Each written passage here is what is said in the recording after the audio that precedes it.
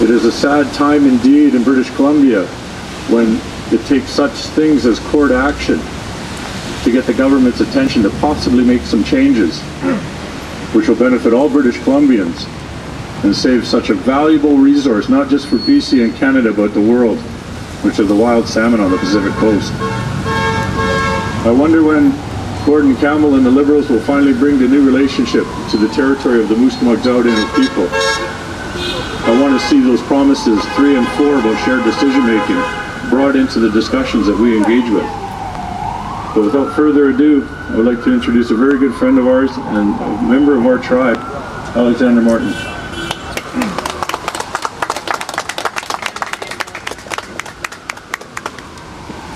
Thank you all so much for coming, and those are amazing words, Chief Chamberlain. I want to thank everybody who helped me bring this to trial, who paid for it.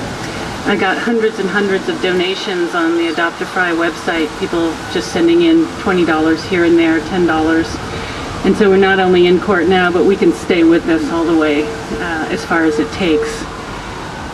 The salmon, I came to this coast to study killer whales, but I've come to see salmon as a gift. They are such a generous animal. They come to us every fall, bringing food from the open ocean.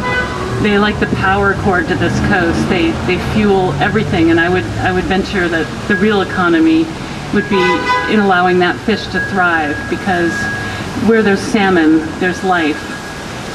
The only thing that is killing salmon right now, killing them to the point where they can't survive, is politics. And I'm told that the next Minister of Fisheries will probably be chosen from British Columbia.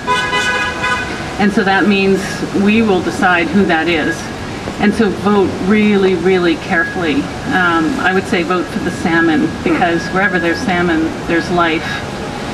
And it's going well inside there. I don't know anything about legal proceedings. This is all new to me.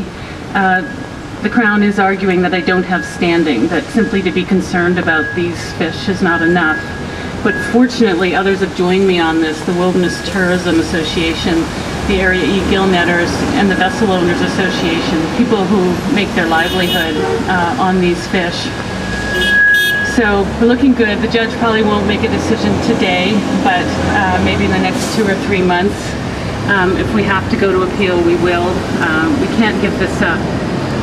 And I would just like to say one last thing, and that is, I've been at this for 26 years, since the first salmon farm moved into a place that I really, really love. I moved to the Broughton Archipelago in 1984, following a pod of killer whales.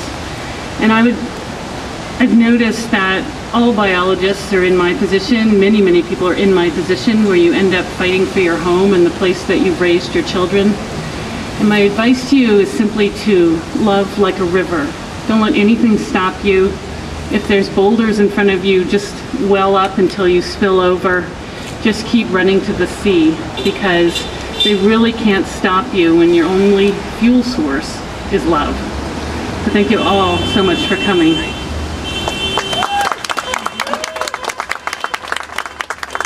I'd like to introduce Grand Chief Stuart Phillips, President of Union BC Indian Chiefs. Wai haskaha BC Naxiel and Chai Squeeze Hasiu and Cha Elmiquam Kielson Pinkton. I am Grand Chief Stuart Phillips, President of the Union of BC Indian Chiefs.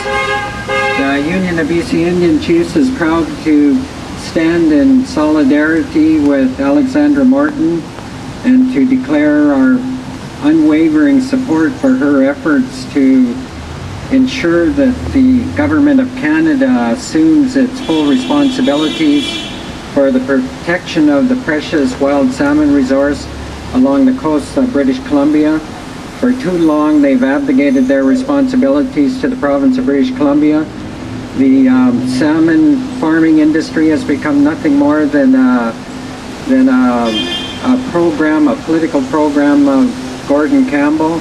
We call on Gordon Campbell to stand in defense with us of the wild salmon stocks. As we all know, with global warming and all of the other challenges, that we cannot afford the wild salmon to be put into jeopardy by the fish farms. Science has absolutely condemned the method of fish farming that exists today.